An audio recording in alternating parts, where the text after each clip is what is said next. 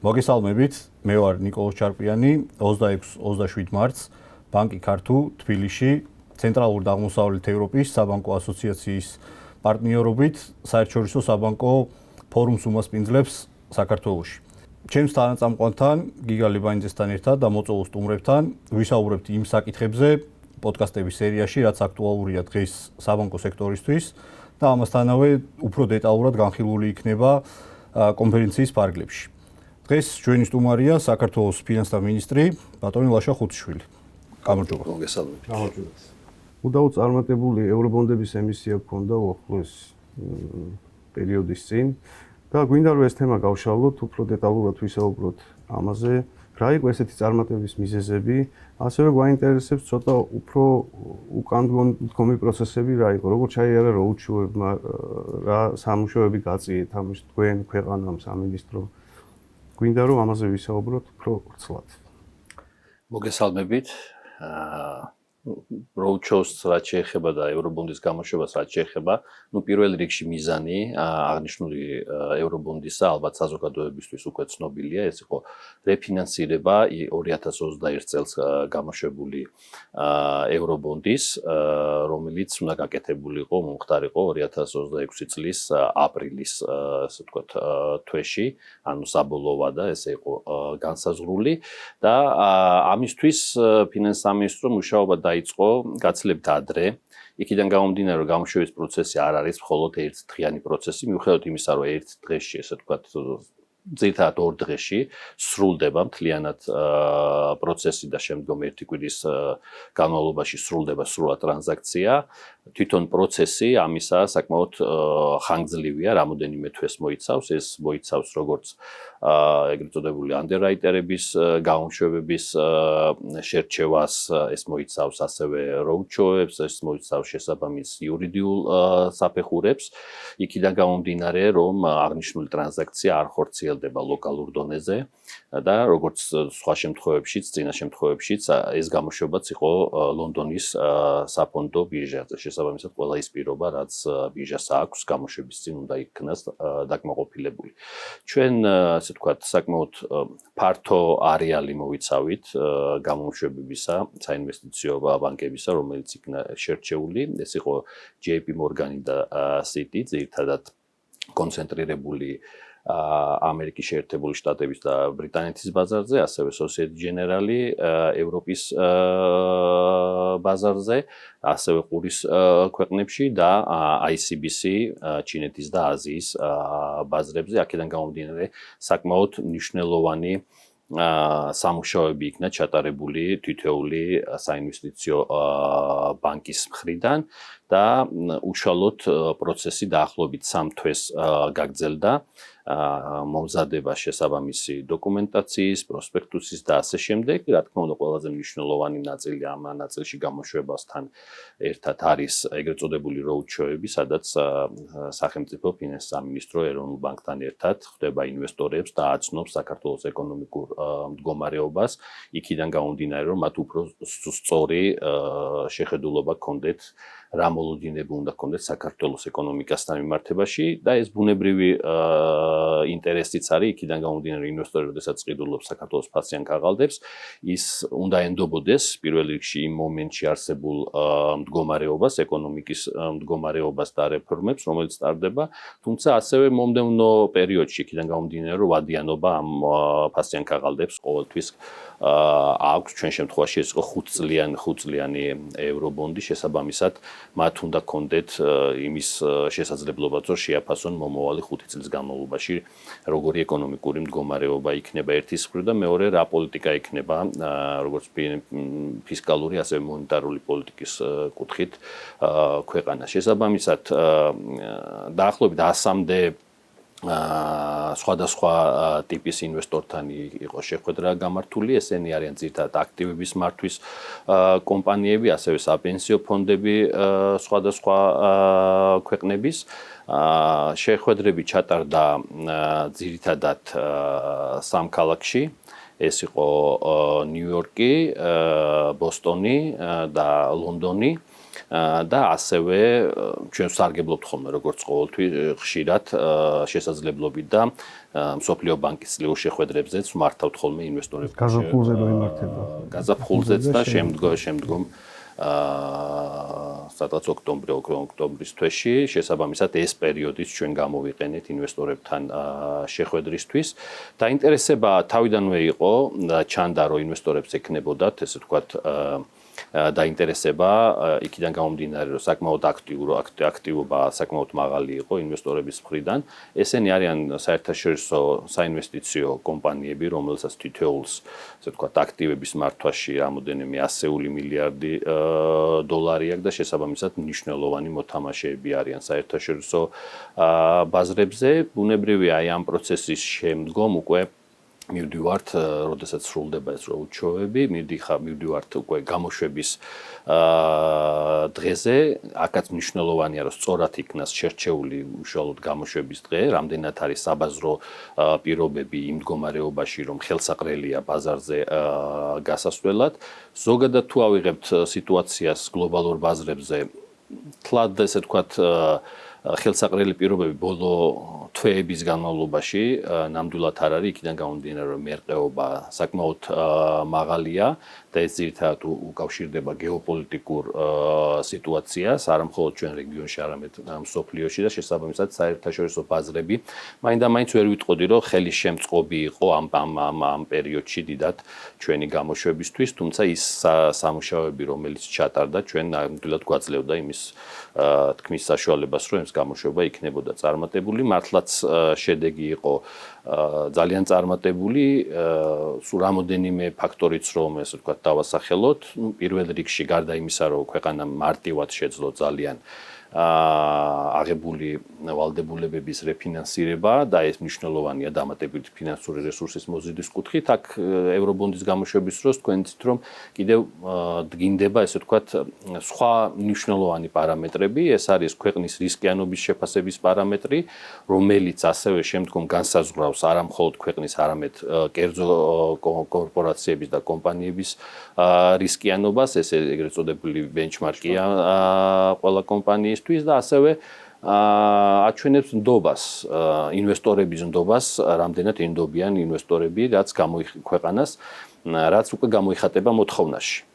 ორივე ამ მიმართულებით იყო ძალიან წარმატებული გამოშვება, იქიდან გამომდინარე, რომ საპროცენტო განაკვეთი დაჯდა, ესე ვთქვათ, განისაზღვრა იმოდენობით, რაც მნიშვნელოვნად შემცირებული აჩვენა ქვეყნის რისკიანობის მაჩვენებელი, ეს დაახლოებით 25%-ზე მეტი შემცირდა რისკის პრემიუმი, რომელიც უკვე წინა გამოშვებასთან შედარებით დაფიქსირდა, თუმცა ამ ხრივაც, ასე ვთქვათ, არაერთმა საერთაშორისო საფინანსო კომპანიამ აღნიშნა, რომ ეს იყო ძალიან წარმატებული გამოშვება, იქიდან გამომდინარე, რომ ბოლო 4 წლის განმავლობაში ლონდონის საფონდო ბირჟაზე, რაც გამოსულა, ასე ვთქვათ, სუვერენული ბონდები ქვეყნების მიერ, საქართველოს მსგავსი რეიტინგის და საქართველოს ერთი საფეხურით უფრო მაღალი რეიტინგის მქონე ქვეყნებს შორის ეს იყო ყველაზე დაბალი საპროცენტო განაკვეთი, რაც ავტომატურად ნიშნავს, რომ ეს იყო ყველაზე დაბალი რისკიანობის მაჩვენებელი.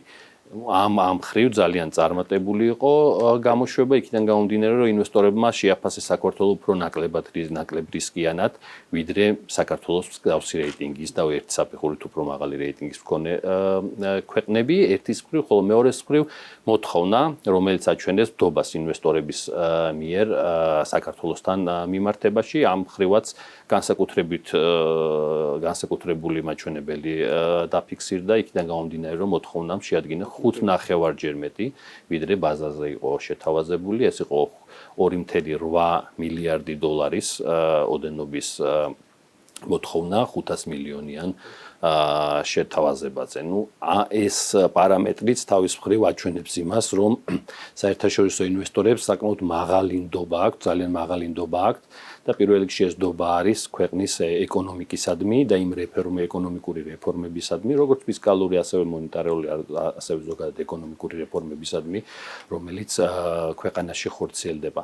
ამ მიმართულებით შეგვიძლია ვთქვათ, რომ ეს ნიშნული, რომელიც მოინიშნა ლონდონის საფონდო ბირჟაზე საქართველოს მიერ არის მნიშვნელოვანი როგორც უშუალოდ ქვეყნისთვის, ასევე ყველა იმ კომპანიისთვის, მათ შორის სახელმწიფო კომპანიისთვის, იცით რომ რამდენიმე სახელმწიფო კორპორაციას აქვს საბანკო საფინანსო სექტორისთვის გამოშვებული ფასიანი ქაღალდები და ასევე რა თქმა უნდა საბანკო საფინანსო სექტორისთვის და ბოლო პერიოდში ჩვენ ხედავთ არა მხოლოდ საბანკო სექტორი, არამედ სხვა კომპანიებიც უკვე კორპორაციებიც უფრო აქტიურად და კერძო კორპორაციებიც აქტიურად გადიან საფონდო ბირჟებზე და მათთვისაც ეს ძალიან მნიშვნელოვანი ნიშნული იყო.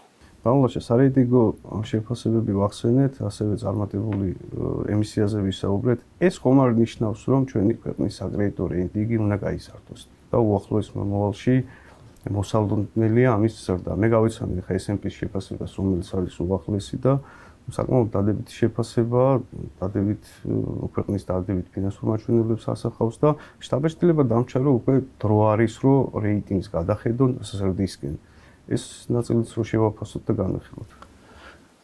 ბოლო შეფასება იყო S&P-ის შეფასება, რომელმაც უცვლელად დატოვა საქართველოს რეიტინგი, თუმცა გამოყო ის ესე ვთქვათ ფაქტორები, რაც მნიშვნელოვნად არის გაუმჯობესებული წინა პერიოდთან შედარებით საქართველოს ეკონომიკაში და ბუნებრივია ეს შეფასებაც ასახავს იმ პროგრესს. ბოდიშით დავაზუსტებ, რომ ამ წელს მაგალითად ბანკ ქართულს გაუზარდა რეიტინგის რეიტინგ კომპანია S&P და უფრო ამიტომაც მაქვს მოლოდინი, რომ ერთ-ერთი ვიყავით ბანკი, რომელსაც გაუზარდა და ქვეყანაზეც მგონია, რომ დრო დადგა იმ დასმით, რაც იყო წარმოქმნილი, რეიტინგი აიზარდოს ნებართვით.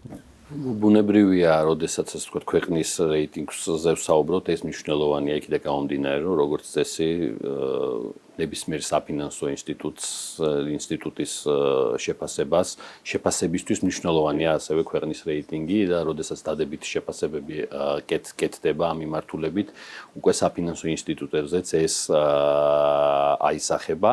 ამ მიმართულებით ჩვენ მუშაობთ სამივე სარეიტინგო კომპანიასთან, იქიდან გამომდინარე, რომ საკმაოდ საინტერესო, ასე ვთქვათ, მოცემულობა გვაქვს დღეს სამივე მიმართულებით, როგორც S&P-სთან, ასევე Moody's-თან, ასევე Fitch-თან მიმართებით. თუ ჩვენ შევხედავთ მათ მიერვე გამოქვეყნებულ, ასე ვთქვათ, რეიტინგის საქართველოს რეიტინგის შეფასებას, იქ ვნახავთ, რომ ერთი არის რას ამბობს მოდელი, რა მოდელითაც ეს სარეიტინგო კომპანიები აფასებენ ქვეყნის რეიტინგს და შემდგომ რა არის საბოლოო, ესე ვთქვათ, ქულა და საბოლოო შეფასება, რომელიც გამოდის. სამივე სარეიტინგოსთან შეფასებით მოდელი ამბობს უფრო მაღალ რეიტინგს, ვიდრე ეს რეალურად ფაქტობრივი შედეგი არის გამოქვეყნებული. Fitch-თან და Moody's-თან მიმართებაში ეს მოდელი ამბობს ორი საფეხურით უფრო მაღალ რეიტინგს, ეს არის BB3, B-, რომელიც არის უკვე საინვესტიციო რეიტინგი და ხოლო S&P-სთან მიმართებაში 2B+ რეიტინგს, რომელიც არის ერთი საფეხურით უფრო მაღალი და ესე იყო წინა შეფასებაზეც და ამ ნაწილში ეს სხვაობა ფაქტობრივსა და მოდელის მიერ, ასე ვთქვათ, განსაზღვრული რეიტინგ შორის ნელ-ნელა ყველა სარეიტინგოსთან მიმართებაში იზრდება, რაც ბუნებრივია არის იმ მიმართულებით გადადგმული ნაბიჯი, რომ რაღაც პერიოდში უნდა მოხდეს რეიტინგის მომატებაც ქვეყნისთვის. ბუნებრივია ყველა ის ფაქტორი, რომელიც ქვეყნის რეიტინგზე ახდენს გავლენას, ბოლო 3-4 წლის განმავლობაში მნიშვნელოვნად არის გაუმჯობესებული. რა თქმა უნდა, ძირითადად ესე ვთქვათ, შემაფერხებელ გარემოებად რჩება ზოგადი გეოპოლიტიკური რისკები, რომელიც არა მხოლოდ ჩვენ რეგიონს, მთელ სოფლიოსთან არის დაკავშირებული, თუმცა ჩვენ რეგიონთან, ესე ვთქვათ, კიდევ უფრო მეტად და მძაფრად არის დაკავშირებული, თუმცა ის, ესე ვთქვათ, წარმატებები, რომელიც სხვა კრიტერიუმებში ქვეყანა აღწევს, ბუნებრივია, ნაწილობრივ ფარავს აი ამ რისკებს, რომელიც არის განსაზღვრული. ძალიან კარგია ასევე ის, რომ სხვადასხვა რისკები, რომელიც არის და რომელიც იყო წინა პერიოდში სარეიტინგო კომპანიების მიერ დასახელებული, მათი ესე ვთქვათ მატერიალიზება არ განხორციელდა, არ მოხდა, რაც შესაბამისად ასევე ნიშნავს იმას, რომ ამ მიმართულებით ეს დაეხმარება რეიტინგის გაუმჯობესებას ქვეყნისთვის, ხოლო თუ რას ნიშნავს, ასე ვთქვათ, გაუმჯობესებული რეიტინგი ქვეყნისთვის, ეს ალბათ ყველასთვის ნათელია, ცხადია, ეს ნიშნავს უფრო მაღალ რეიტინგს კერძო კორპორაციებისთვის, კერძო სექტორისთვის საქართველოში, როგორც საფინანსო, ასევე არასაფინანსო და საბოლოო ჯამში ეს ნიშნავს უფრო იაფ და შედარებით მარტივად მოზიდულ რესურსებს საერთაშორისო ბაზრებიდან თუ ადგილობრივი ბაზრებიდან კომპანიებისთვის, რაც თავისთავად ცხადია, რომ ნიშნავს უფრო კონკურენტულ მეტ ესე ვთქვათ კონკურენტულ უპირატესობას ქართული ბიზნესისათვის და მათ შორის ბუნებრივია სახელმწიფოსთვისაც. ანუ ამ მიმართულებით ჩვენ ძალიან აქტიურად ვაგრძელებთ მუშაობას. საკმაოდ რთულია კონკრეტული ვადების დასახელება, იქიდან გამომდინარე, რომ ეს შეფასება ძალიან კომპლექსურია და ძალიან ბევრ ფაქტორს მოიცავს, თუმცა თავისთავად თვითონ ამ სარეიტინგო კომპანიების მოდელები, რომელიც საჯაროა და რომელიც ასევე გამოქვეყნებულია და რომელიც ამბობს, რომ საქართველოს პრაქტიკულად უკვე საინვესტიციო რეიტინგი აქვს, აი ამ შეფასებით იძლევა იმის ვარაუდის და ესე ვთქვათ, იმის თქმის საშუალებას, რომ ჩვენ მომდევნო პერიოდში, მომდევნო წლების განმავლობაში უნდა ვიხილოთ ასევე პოზიტიური დინამიკა რეიტინგების კუთხითაც. ვისაუბრეთ ჩვენ იმ აქტივობაზე, რაც ევრობონდების ნაწილში იყო, იმ ინტერესზე, რაც ქვეყნის მიმართ იყო, ნამდვილად მნიშვნელოვანი შედეგია ის, რაც მივიღეთ როგორც ქვეყანამ. ამ ნაწილში ლოგიკურია ალბათ, რამდენად არის დაინტერესება ადგილობრივ ბაზარზე ეროვნულ ვალუტაში განთავსებასთან დაკავშირებით და რა შეიძლება იყოს ის ძირითადი წინაპირობა, რაც კიდევ უფრო მეტად მოგცემს იმ შესაძლებლობას მოვიყვანოთ მეტი საერთაშორისო ინვესტორი ეროვნულ ვალუტაში ადგილობრივ ბაზარზე. Ну, ეს ერთ-ერთი პრიორიტეტული მიმართულებაა ჩვენი კუთხით, რომ მათ შორის საერთაშორისო ბაზრების გარდა, ასე ვთქვათ, ადგილობრივი ბაზრის განვითარებაც მოხდეს. როდესაც ჩვენ საუბრობდით როუდშოებზე და საერთაშორისო ინვესტორებისთან კომუნიკაციაზე, სადაც ხდება ქვეყნის ეკონომიკური, ასე ვთქვათ, მდგომარეობის შეფასება, ამ დროს არ ხდება უშუალოდ მხოლოდ ესე ვთქვათ კონკრეტული ევრობონდის პარამეტრებთან მიმართებაში ეკონომიკის წარდგენა, არამედ ზოგადად სრულად ეკონომიკური მდგომარეობის როგორც ფისკალური, ასევე მონეტარული პოლიტიკის და ხდება ასეთაგ ესე ვთქვათ გაცვლა საერთაშორისო ინვესტორებთან და ეს როუდშოები ესე ვთქვათ განსხვავებული იყო იმ კუთხითაც წინა როუდშოებთან შედარებით, რომ საკმაოდ მაღალი დაინტერესება გამოჩნდა საერთაშორისო ინვესტორების მხრიდან უკვე ადგილობრივ ფასიან ქაღალდების მონაწილეობაზე. ამ მიმართულებით ჩვენ მუშაობთ ძალიან აქტიურად, რომ უფრო მეტი შესაძლებლობები გავაჩინოთ საერთაშორისო ინვესტორებისთვის, რომ უფრო ხელმისაწვდომი და მარტივად შემოსვლადი იყოს საქართველოს ბაზარზე. გარკვეული ცვლილებები ჩვენ შეიძლება გქონდეს ამ მიმართულებით. იცით რომ ჩვენ გვეგმავთ უფრო დიდი აუქციონების ჩატარებასაც ლარში დენომინირებულ ფასიან ქაღალდებთან მიმართებაში, სადაც უფრო აქტიური იქნებიან საერთაშორისო ინვესტორები ამ მიმართულებით. ანუ ეს ერთ-ერთი პრიორიტეტული მიმართულებაა.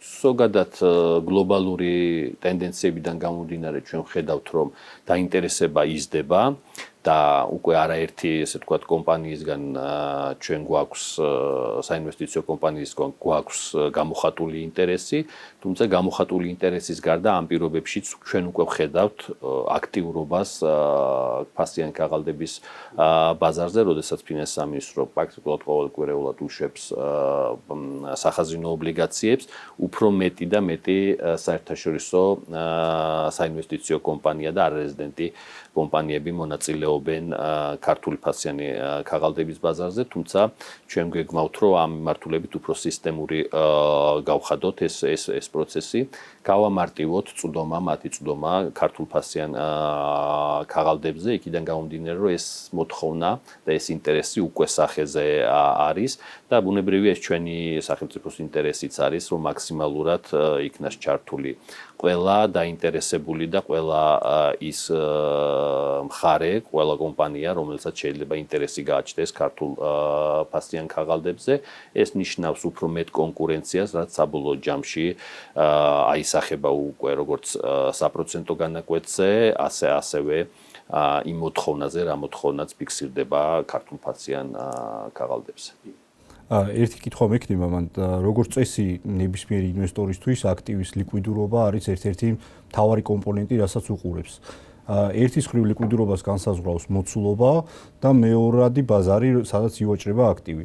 ამ მიმართულებით დაახლოებით რა მოცულობის benchmark ქაღალდი შეიძლება იყოს საინტერესო ინვესტორისთვის, რა ჯამურ მოცულობაზე შეიძლება ვისაუბროთ და მეორეს მხრივ თქვენი ხედვა როგორია მეორადი ბაზრის აქტიურობასთან დაკავშირებით.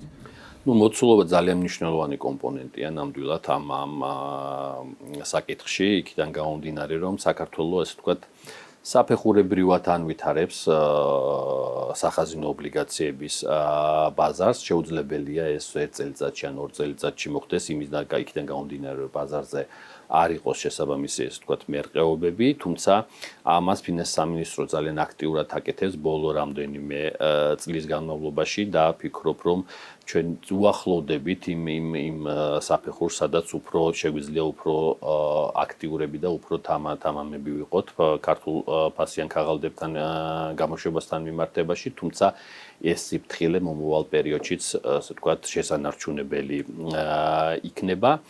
რაც შეეხება მოცულობები ნამდვილად არ არის დიდი იმ მასშტაბის, რა მასშტაბით შეიძლება იყოს საინტერესო საერთაშორისო ინვესტორებისთვის, დიდი, ასე ვთქვათ, მოთამაშეებისთვის და მათ შორის ერთ-ერთი კომპონენტი, რომელზეც მუშაობთ, ეს არის, რომ უფრო დიდი გამოშვება იყოს ქართულ აუქციონზე. საუბრობ დაახლოებით დღევანდელ არსებულ რეალობაში, ხო, სხვადასხვა ვადიანობიდან გამომდინარე, გვაქვს 30 მილიონიანი აუქციონები ლარში, 50-ის მაგ 60 მილიონიანი აუქციონები, თუმცა იქიდან გამომდინარე, რომ მომხმარებელი ამ პროდუქტის არის საკმაოდ ბევრი, იქიდან გამომდინარე, რომ ეს არიან საფინანსო სექტორი, ბანკების უკან არსებული კლიენტები, მათ შორის არის საპენსიო ფონდი, არის სადაზღვევო დაზღვევის სააგენტო დეპოზიტების დაზღვევის სააგენტო მხედველობაში და ასევე უკვე არის აქტიო არერეზიდენტების ბუნებრივია, როდესაც ვსაუბრობ დაახლოებით 15-20 მილიონიან დოლარიან აუქციონზე, ეს საკმაოდ პატარა მაჩვენებელია, იქიდან გამომდინარე, რომ თითოეულ არერეზიდენტს შეიძლება მხოლოდ ერთ არერეზიდენტს ჰქონდეს ამხელა მოთხოვნა. შესაბამისად, ერთ-ერთი მიმართულება სწორედ ეს არის, რომ ჩვენ შევარჩიოთ ის იმოცულობის განსაზღვრა გავაკეთოთ, რაც უნდა იყოს შემდგომი აუქციონები. ეს დგინდება ბუნებრივია ასევე ძალიან აქტიური კომუნიკაციით, როგორც შიდა, ასევე გარე ბაზარზე. ამ მიმართულებითაც ჩვენ ვაპირებთ, რომ გქონდეს როუდშოუები, რომელიც უშუალოდ, ასე ვთქვათ, იქნება დაკავშირებული ლარის ფასიან ქაღალდებთან და უფრო მეტი აქცენტი გაკეთდება ლარის ფასიან ქაღალდებზე და ბუნებრივია შემდგომ რაღაცა პერიოდის შემდგომ, როდესაც ეს საკმაოდ გაიზრდება ბაზარი, უკვე ეს სტიმული იქნება მეორადი ბაზრის განვითარებისთვისაც. ეს არის ჩვენი ძალიან გრძელვადიანი, ესე ვთქვათ, მნიშვნელოვანი და გრძელვადიანი სტრატეგიის ნაწილი, რომელიც არის ვალის მართვის სტრატეგია, რომელიც გამოქვეყნებული აქვს ფინანსთა სამინისტროს ვებგვერდზე და ყოველწლიურად ხდება, ესე ვთქვათ, ამის განახლება. ძალიან მნიშვნელოვანი დოკუმენტია, რომელიც განსაზღვრავს იმ პრიორიტეტებს, რა პრიორიტეტებიც უნდა იყოს მომდევნო წლებში და აძლევს დაინტერესებულ პირებს საკმაოდ მნიშვნელოვან მიმართულებებს თუ სახელმწიფო რა მიმართულებით განავითარებს მომდევნო წლებშიც ადგილობრივ ბაზარს ამ მიმართულებით განსაზღვრული არ მხოლოდ ესე ვთქვათ ვალის მოცულობა რომელიც საკმაოდ უსაფრთხო ნიშნულზეა, შეიძლება ვთქვათ, რომ ძალიან უსაფრთხო ნიშნულზეა, იქიდან გამომდინარე, რომ ზოგადად კანონმდებლობით განსაზღვრულია, რომ საქართველოს სახელმწიფო ვალი უნდა იყოს, მთავრობის ვალი უნდა იყოს 60%-ზე ნიშნულზე დაბლა, რომელსაც მიაღწია დაახლოებით 2020 წელს დაახლოებით 60%-იან ნიშნულს და ასევე განსაზღვრულია უსაფრთხო ნიშნული ვალის მაჩვენებლისა, რომელიც განსაზღვრულია დაახლოებით 40%-ის ფარგლებში, თუმცა ჩვენ დღევანდელი მოცემულობით 2020 წლიდან, მას შემდეგ როცა კოვიდის პერიოდი იყო, მნიშვნელოვნად შევამცირეთ ვალის მაჩვენებელი მთლიანში და პროდუქტთან მიმართებაში და ეს მაჩვენებელი შემცირდა 34%-თან მიდამოებში გასულ წელს მიმდინარე წელს მცირედით კიდევ შემცირდება ეს იძლევა ესე ვთქვათ ძალიან მნიშვნელოვან ინდიკატორს რომ ვალი განსაზღვრული არის ძალიან უსაფრთხო ნიშნულზე რაც ბუნებრივია მნიშვნელოვანი არის ინვესტორებისთვის რომელიც ინვესტირებას აკეთებს ქართულ ფასიან ქაღალდებში მაგრამ გარდა ამისა მნიშვნელოვანი არის სხვადასხვა პარამეტრები რომელიც განსაზღვრული არის ვალის მართვის სტრატეგიით და ერთ-ერთი მიმართულება არის დეკომპოზიცია რა უნდა იყოს ადგილობრივ ვალუტაში აღებულ ვალსა და უცხოურ ვალუტაში აღებულ ვალს შორის ჩვენ დაახლოებით 3 წლის წინ ეს მაჩვენებელი იყო 80% 20%-თან მიმართებაში 80% იყო უცხოურ ვალუტაში აღებული 20% იყო ადგილობრივ ვალუტაში და ჩვენ განსაზღვრული გქონდა რომ ეს მაჩვენებელი უნდა შეგვემცირებინა 65%-ის 35%-თან მიმართებაში, ანუ 75% ნამდვილად ჩამოსულიყო უცხოურ ვალუტაში აღებული ვალი და ასევე 35%-მდე უნდა გაზრდილიყო ადგილობრივ ვალუტაში. რატო არის ეს მნიშვნელოვანი? ყველა პრაქტიკულად ყველა სარეიტინგო კომპანიის შეფასება რომ ნახოთ ერთ-ერთი მნიშვნელოვანი კრიტერიუმია ის რომ ქვეყანამ უნდა შეამციროს ასე ვთქვათ რისკიანობა და მოწყვლადობა საგარეო მოწყვლადობა და მათ შორის დამოკიდებულება უცხოურ ვალუტაზე აქ საუბარი არის გონივრული ზღურის განსაზღვრაზე ნუ პირველ ეტაპზე ეს მიჩნეული იყო რომ ეს იქნებოდა 65-35%-ზე ჩვენ ამ მიმართულებით პრაქტიკულად ძალიან ახლოს ვართ იქიდან გამომდინარე დღეს უკვე ამ 2-3 წელიწადში ჩვენ შევძელით რომ ეს მაჩვენებელი მივაღწიეთ 68%-მდე ჩამოვიდა, ანუ 68-32%-მდე და ჩვენ დიდი ალბათობით შევცვლით ამ ნიშნულს და იდეალურ სიტუაციაში ეს უნდა იყოს საქართველოსთან მიმართებაში დაახლოებით 50%-ზე, რომ საგარეოსა და ადგილობრივ ვალუტაში თანაბარდობა ეს ესე ვთქვათ გრძელვადიანი ხედვის ნაწილია და საფეხურებრივად როგორც 3 წელის განმავლობაში მოხდა ესე ვთქვათ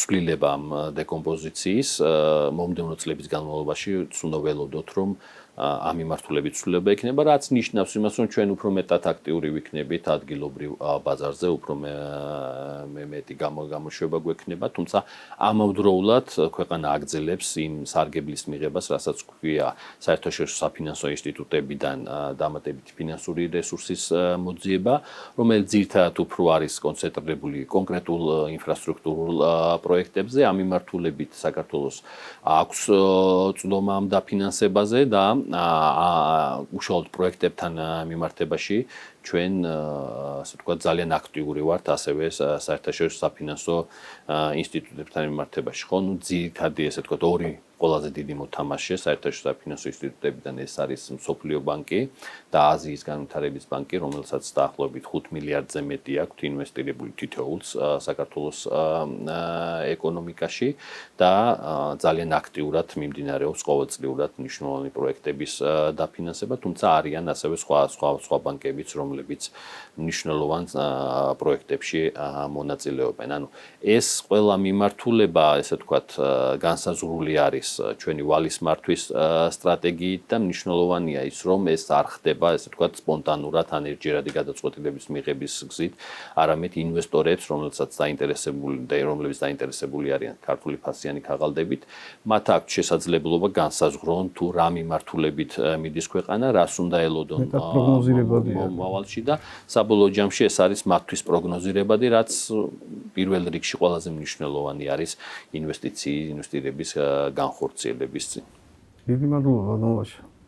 სტუმრობისთვის ალბათ დასასრულისკენ წავიდეთ და გვინდა რომ ტრადიციულად კითხვა დაგისვათ ესეთი რატომ არის ეს საერთაშორისო კონფერენციების მასმიზლობა ქვეყნისთვის მნიშვნელოვანი, რომელსაც უმასპინძლებთ ახლა მარტის ბოლოს საქართველოში.